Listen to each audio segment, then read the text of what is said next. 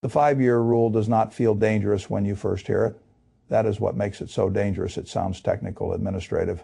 Like one more government term buried in one more brochure nobody reads, but the reality is much uglier than the label, because for many families, the Medicaid 5-year look back does not become real until someone is already in crisis, already entering long-term care, already burning through money, and already too late to undo the transfers that now count against them.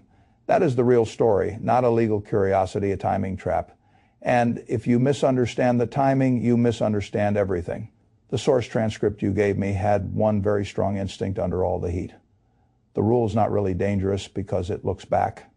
It is dangerous because it reclassifies things people thought were harmless. Gifts, help for children, small family transfers, discounted sales, forgiven loans, into transactions that can trigger a Medicaid penalty period when nursing home care is suddenly needed. That is the point people miss.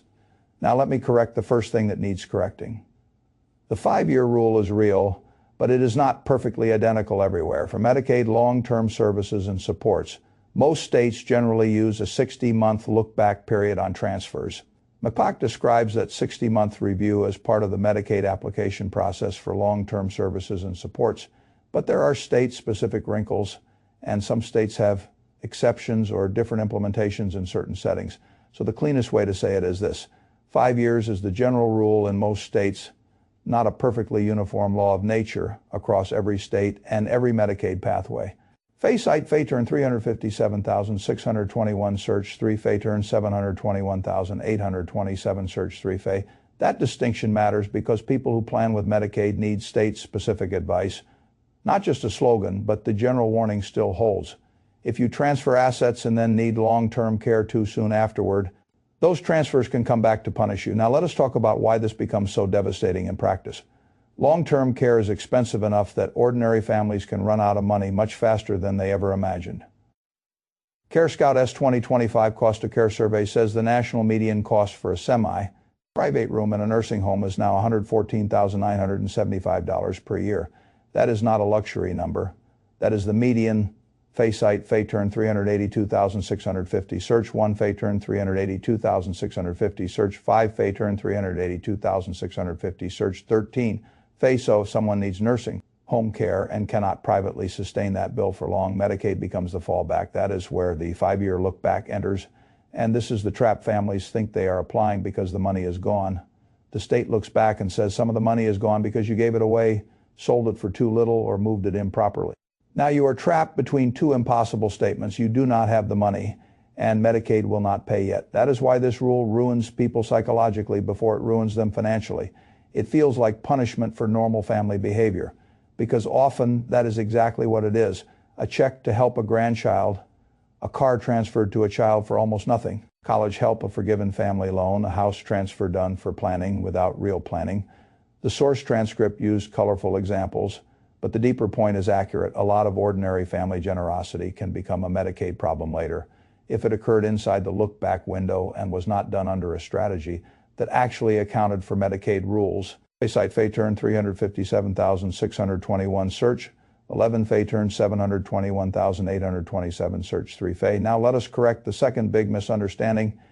The IRS annual gift, tax exclusion, and Medicaid are not the same system. The IRS says the annual exclusion for gifts remains $19,000 in 2026. That means a person can generally make gifts up to that amount per recipient without using lifetime gift tax exemption. Fine. But that has nothing to do with whether the transfer creates a Medicaid penalty. Medicaid is a separate system with separate rules. A gift that is perfectly acceptable for federal gift tax purposes can still be a problem for Medicaid eligibility.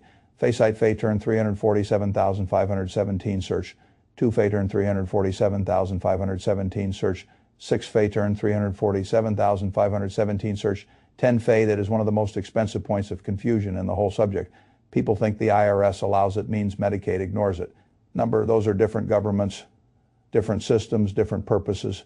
Now let us talk about how the penalty actually works. The source transcript said the state totals the transfers and divides by a penalty divisor to create months of ineligibility. That is directionally right. States use a penalty divisor based on average private pay cost of nursing home care or related state formula. The exact divisor varies by state. That is why anyone giving you one national number is simplifying too much. But the logic is the same. Improper transfers made during the look-back period can produce a period during which Medicaid will not cover long-term care. And that is exactly when people are least able to self-fund. That is why this feels so brutal. Now let us talk about married couples, because this is where people think the law must surely become more humane. Sometimes it does, not nearly as much as families hope. The source transcript referred to the Community Spouse Resource Allowance and said the healthy spouse is allowed to keep about $157,920. That figure is outdated. Medicaid.gov S2026 spousal impoverishment standards show the community spouse resource maximum is now $162,660 with a minimum of $32,532. So yes, there is protection for the spouse who remains in the community, but no, that protection is not infinite. And whether it feels generous depends entirely on the family's asset base, cost of living, housing needs, and the length of the care event. Fay-Site, Fay-Turn 347,517, Search 1 Fay-Turn 347,517, Search 5 Fay-Turn 347,517, Search 9 Fay. That is the better way to understand it. There is some protection. There is not full protection. And if one spouse ends up in long-term care for a long time, the at-home spouse can still feel financially squeezed in a very real way. Now let us come to the house, because this is where families usually hold their final emotional line. They tell themselves at least the house is safe. That sentence is true and false at the same time. And if you do not hold both halves of it, you will plan badly. Your home can be exempt for Medicaid eligibility purposes in many situations while you are alive, usually if you or your spouse live there or intend to return there, subject to equity limits and state rules. That means Medicaid often does not force an immediate sale just to qualify. But that is not the same thing as saying the house is permanently protected. Medicaid estate recovery is real. Medicaid.gov says states are required to seek recovery from the estates of beneficiaries age 55 or older for certain long-term care and related services. That is the rule people learn too late. The house may help you qualify while alive and still become a recovery target later. Fay-Site, Fay-Turn 347,517, Search 3 Fay-Turn 357,621, Search 7 Fay-Turn 357,621, Search 13 Fay. That is the emotional gut punch in this whole subject. Eligible now does not necessarily mean preserved later. That is why estate recovery matters so much. And this is also why people who only ask, can Medicaid take the house while I am alive, are asking too small a question. The better question is, how is the home treated for eligibility and what happens to it after death?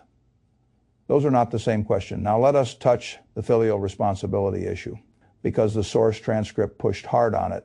It said 29 states still have filial responsibility laws and that adult children can be sued for parents nursing home bills. The cautious version is this: some states still retain filial responsibility laws under which adult children can, at least in theory, be pursued for parental support or care costs. These laws are rarely enforced in many places, but they are not fictional. Legal consumer sources like NOLO and Elder Low Answers both continue to warn that these statutes exist and can matter under the wrong facts.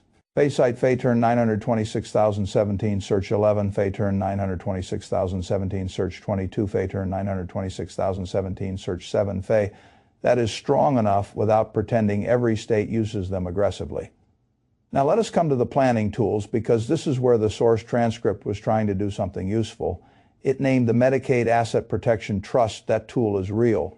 A Medicaid Asset Protection Trust, usually an irrevocable trust, can be used to move assets out of the applicant's countable estate for Medicaid purposes, provided it is structured correctly and funded early enough. But this is exactly where people get sloppy. Creating a trust is not enough. Funding matters, timing matters, state law matters. If you set up the trust inside the look-back window, the transfer itself can still create a penalty problem. That is why people need real elder law planning, not just a trust name from the internet. Fay-Site, Fay-Turn 926,017, Search 1 Fay-Turn 926,017, Search 13 Fay. That is the adult version. The trust is not magic, it is a tool, and tools only work when used correctly and early enough. The same is true of the Lady Bird deed. The source transcript said it exists in 5 specific states: Florida, Texas, Michigan, West Virginia, and Vermont. And that it can help with the home specifically, that is directionally right, elder. Law sources continue to identify those states, as the primary places where Lady Bird deeds are recognized. These deeds can, in the right state and the right facts, help a home pass outside probate and sometimes avoid estate recovery exposure attached to probate estates. But again, this is state-specific and technical. It is not a nationwide magic trick. Fay site, Fay turn 357,621 search, 1 Fay turn 357,621 search, 0 Fay, which brings me to the biggest practical point in this whole story. The seniors who usually lose the most are not the ones who plan badly. They are the ones who never realized planning was a separate subject at all. They got a will, maybe a basic power of attorney, maybe a standard estate plan, and they assumed that meant the long-term care problem had been handled. Very often it had not. That is why elder law is its own world. Planning for death is not the same thing as planning for long-term care. Planning for probate is not the same thing as planning for Medicaid. A standard estate attorney is not always the same thing as a Medicaid planning attorney. That is why I think the source transcript was wise to emphasize specialization, even if it did so too dramatically. If someone wants the right kind of lawyer for this problem, the National Elder Law Foundation SCELA credential is one serious place to start. SCELA stands for Certified Elder Law Attorney. It is not the only way to find a competent lawyer, but it is a real certification and a useful signal that the lawyer actually works in elder law. Fay site, Fay turn 926,017, search 0 Fay turn 926,017, search 4 Fay turn 926,017, search 8 Fay. That matters because the whole Medicaid planning subject is too technical for guesswork. Now, let me bring this down to what a family should do. First, stop assuming ordinary family gifts are harmless if long-term. Care Medicaid may someday matter. Second, understand that the 5-year look back is usually the baseline in most states, but state-specific exceptions and details can completely change strategy. Third, separate IRS gift, tax thinking from Medicaid. Thinking fourth, if the home matters, ask not only how it is treated for eligibility, but how it is treated for estate recovery. Fifth, do not wait until the hospital room or the rehab discharge meeting to discover that this is a planning issue. That is the whole tragedy. Time is the real asset here because the 5-year clock does not begin when you decide to care. It begins when the right planning is actually completed and funded. That is the final lesson, the Medicaid 5-year rule is not devastating because it is complicated. It is devastating because by the time most families finally understand it, they are already inside the window where the best planning tools cannot fully save them. That is why the most expensive day in this whole process is usually not the day you enter the nursing home. It is the day after the day you should have started planning.